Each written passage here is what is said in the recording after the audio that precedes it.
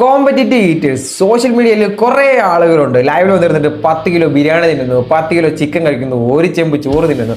ഒരു സാധാരണ മനുഷ്യർ തിന്നാൻ പറ്റുന്നതിൻ്റെ അപ്പുറത്തേക്ക് കുറേ ഭക്ഷണം ഒരേ ഇരിപ്പിന് കഴിക്കുന്ന ആളുകൾ. എങ്ങനെയാണ് ഇവർ ഇത്രയധികം ഫുഡ് കഴിക്കുന്നത്? ഇതിൻ്റെ പിന്നിലെ സീക്രട്ട് എന്താണ് അറിയണ്ടേ? വന്നോ.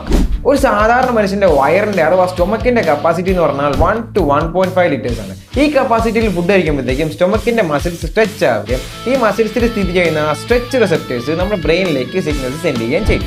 ബ്രെയിനിലുള്ള സാറ്റൈറ്റ് സെന്റർ ഈ സിഗ്നൽസ് തിരിച്ചറിയുമ്പോഴത്തേക്കാണ് നമുക്ക് ഫുള്ളായി അഥവാ തൃപ്തിയായി എന്നുള്ള ഫീൽ ഉണ്ടാകുന്നത്.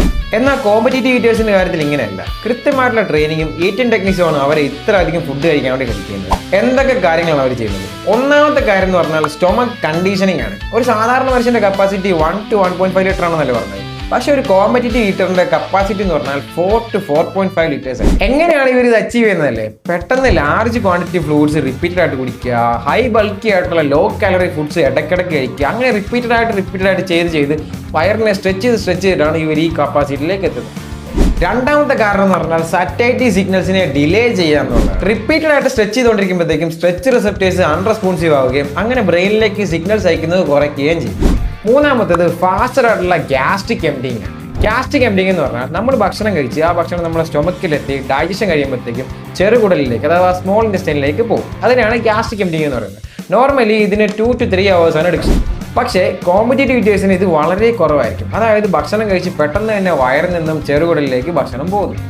നാലാമത്തേത് ഈറ്റിംഗ് ടെക്നിക്സ് ആണ്. പെട്ടെന്ന് ചവച്ച് വിഴുങ്ങുക, ഇടയ്ക്കിടയ്ക്ക് വെള്ളം കുടിക്കുക, കുറച്ച് ബാക്കിലേക്ക് ലീൻ ചെയ്തിരുന്ന് സ്പേസ് കൂട്ടുക, കണ്ടിന്യൂസ് ആയിട്ട് ലോങ് ബ്രീത്തുകൾ എടുക്കുക. അങ്ങനെ പലതരത്തിലുള്ള ഈറ്റിംഗ് ടെക്നിക്സ് ഇവർ യൂസ് ചെയ്യാറുണ്ട്.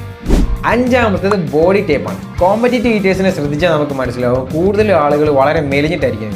അതായത് അവർക്ക് വിസറൽ ഫാറ്റ് വളരെ കുറവായിരിക്കും. വിസറൽ ഫാറ്റ് പറയുമ്പോഴത്തേക്കും അബ്ഡോമിന് സ്ട്രെച്ച് ആവാനുള്ള സ്പേസ് കൂടുതൽ കിട്ടും. അതുകൊണ്ട് കൂടുതൽ ഫുഡ് കഴിക്കാൻ പറ്റും.